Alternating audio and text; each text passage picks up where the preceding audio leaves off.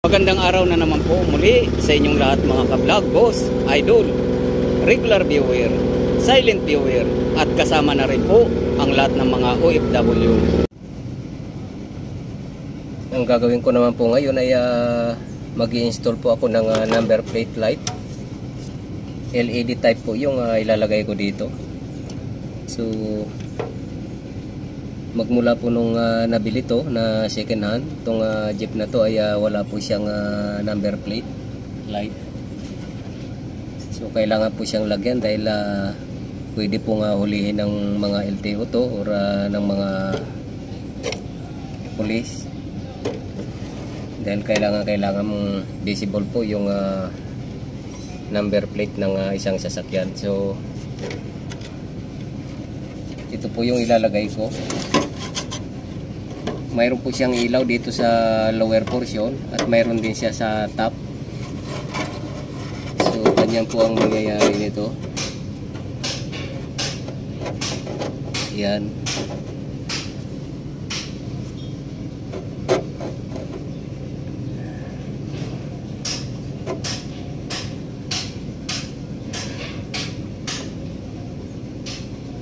So ganyan po.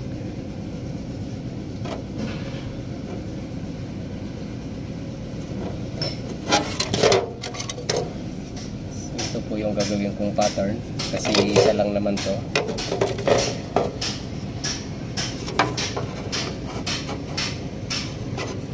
Mayroon na po akong nagawang butas dito na isa. So isa na lang po. Pagkatapos itong mga butas ng wire yung bubutasan ko dito.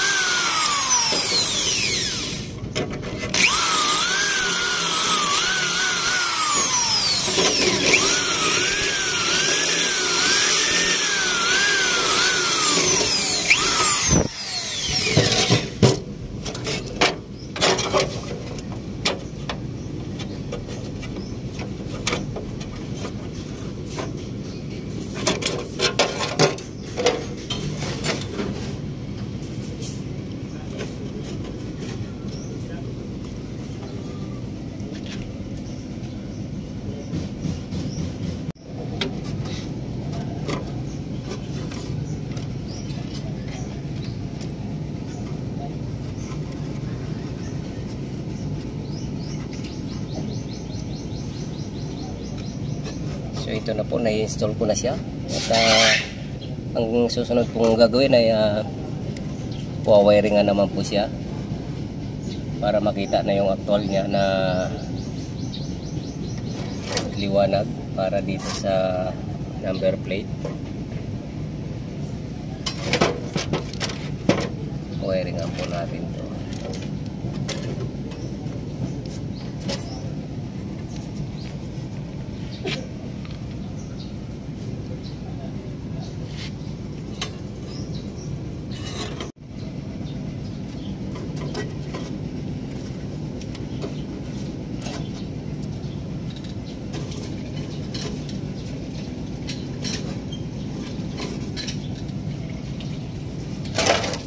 So ayan na po, testing po natin yung ilaw kung mayroon na po ba siya para makita po natin ang actual. So itong plate light po na to, number plate light, nakasabay po to sa park light. Once na nagpailaw po tayo ng switch doon sa park light ay sasabay na po yan. Kasama na po yun dito sa tail lamp na to.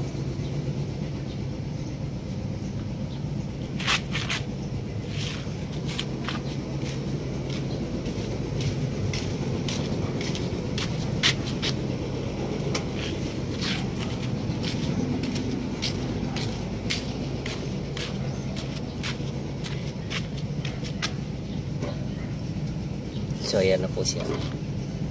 So yung number plate ay visible na po siya. So hindi na po siya huliin ng LTO dahil mayroon na po siyang ilaw. So mauhuli po to pag wala pong ilaw dahil ayaw po ng mga police o mga LTO na nakikita pong walang ilaw, hindi siya visible. So bibigyan po siya ng penalty.